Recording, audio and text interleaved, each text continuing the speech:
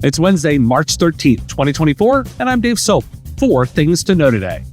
Intel's strategy, the AI PC, is not a spec, but a forecast of computing's AI-driven future. Know before Solix, Raga AI, Salesforce, and Microsoft moves of note. PAX 8 in New Zealand, focusing on professional services and channel purity post-divestiture. And from speech assistance to hearing support, how tech is making strides in accessibility. This is the business of tech. Today's episode is supported by Huntress. You want to focus on your clients and are always looking for ways to get more time. Use Huntress's fully managed cybersecurity platform to fight off cyber threats. Huntress is more than cybersecurity software for endpoints and identities. It's a 24/7 security operations center. It's security awareness training, community engagement, and dedicated partner support with an average CSAT score of 99.3%. Technology can only get you so far. Human expertise is what's needed to truly elevate and protect small businesses, and you get that with Huntress. Secure your clients and help them thrive with the #1 rated EDR for SMBs on G2. Visit huntress.com/MSP radio to find out more. So I have to lead off with a story from the Register. According to Intel's Senior Director of Technical Marketing, an AI PC is simply a PC that packs a GPU, processor with a neural processing unit, and can handle VNNI and DP4A instructions. Intel's current generation desktop processors, specifically the 14th Gen Core, meet these criteria. Intel does not consider AI PC to be a brand or a spec, but instead believes it represents what PCs will be like in the future.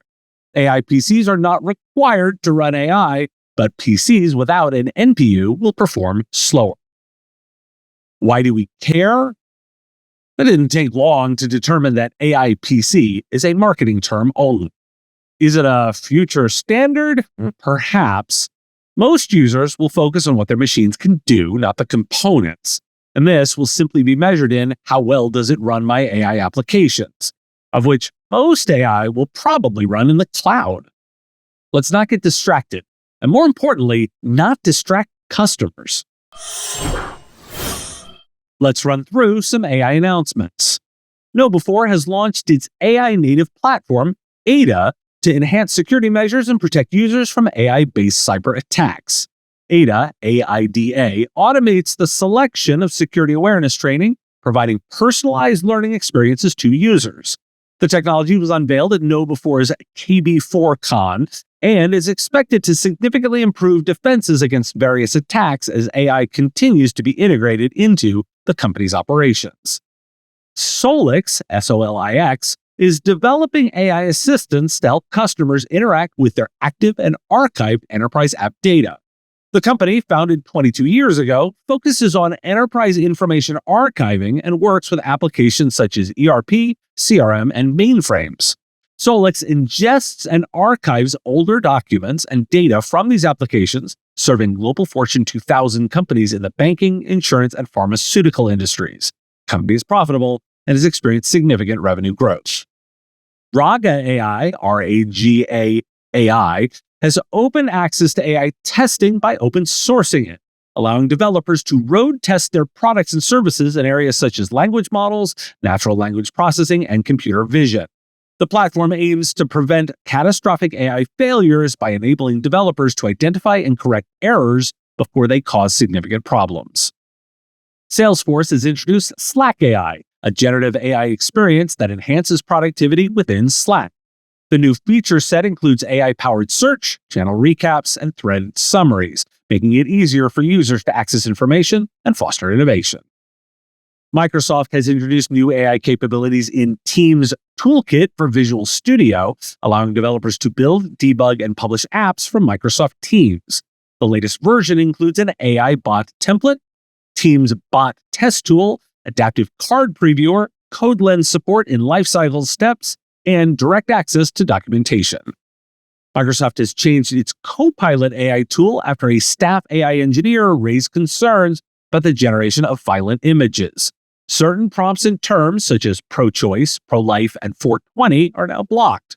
The tool also refuses to generate images of teenagers or kids playing assassins with assault rifles. Microsoft says it continuously monitors and strengthens safety filters to prevent system misuse. Why do we care? Sometimes it's just about keeping track of the options. That's this. AI security, assistance, AI testing tools, AI productivity tools, bit of everything here.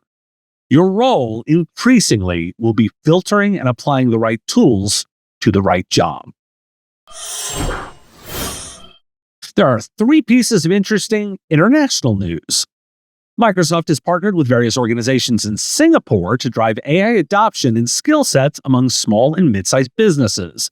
The collaborations involve training SMBs in AI tools, integrating AI into the education curriculum, and developing industry-specific use cases for generative AI.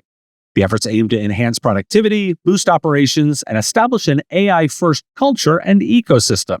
Singapore's government has also allocated funds to accelerate AI development in the country. MSP 360 has announced its strategic expansion into Europe, the Middle East, and Africa through partnerships with local software resellers. It's part of MSP 360's global expansion strategy to provide cloud-based backup and IT management solutions to a wider audience in EMEA.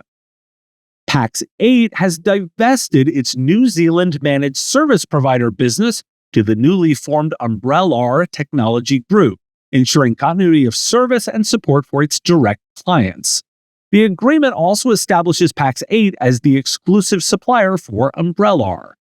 Pax8 plans to make its professional services globally available from the region and launch a New Zealand office. Why do we care? Most of my audience is US-based, but not entirely so. These are important in each region.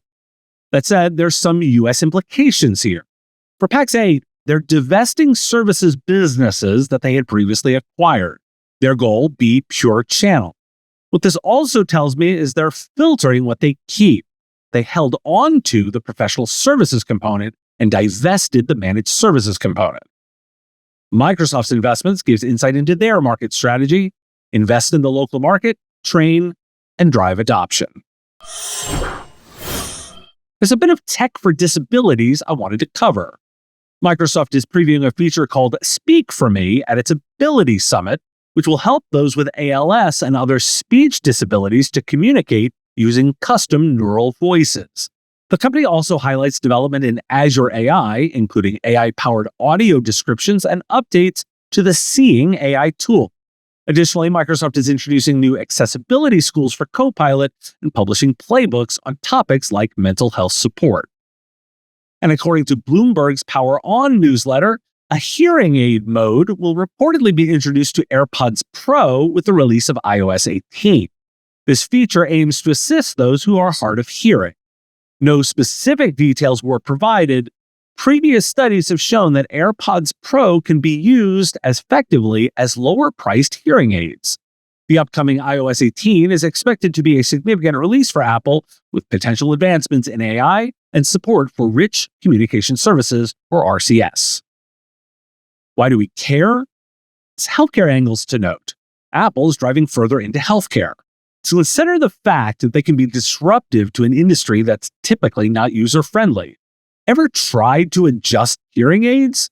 Small, fiddly parts and knobs with a target audience potentially struggling with dexterity. Apply some user interface expertise, and you have a winning combination. Microsoft, too, with eyes for applications in healthcare. It's a market ripe for some technology disruption, which is why we care. Hey, software vendors, interested in supporting the show and getting recognized in a simple way? Want to try out podcast recognition, but concerned about the budget? Want to support the community and get credit for it? Want critical link backs to your website? Want access to me for answering your questions? The Business of Tech now has a Patreon supporter option just for you. Sign up at patreon.com/MSP Radio and get shout-outs on the live shows, recognition on the Business of Tech website, and access to me for your questions and answers about what's going on in the MSP space for your organization. It's easy to do. Just sign up at patreon.com/MSP MSP Radio. Thanks for listening. Today, National Good Samaritan Day. So make sure to take a moment to thank somebody, and if you can, do your own good deed. Have a question you want answered? We're taking listener questions. Send them, ideally as a voice memo or video, to question@mspradio.com. I answer listener questions live each week on our Wednesday live show on YouTube and LinkedIn. If you missed today's, it'll drop on the podcast feed on the weekend. If you got a comment or a thought on a story, put it in the comments if you're on YouTube, or reach out on LinkedIn if you're listening to the podcast. I'll talk to you again tomorrow. The Business of Tech is written and produced by me, Dave Sobel, under ethics guidelines posted at businessof.tech.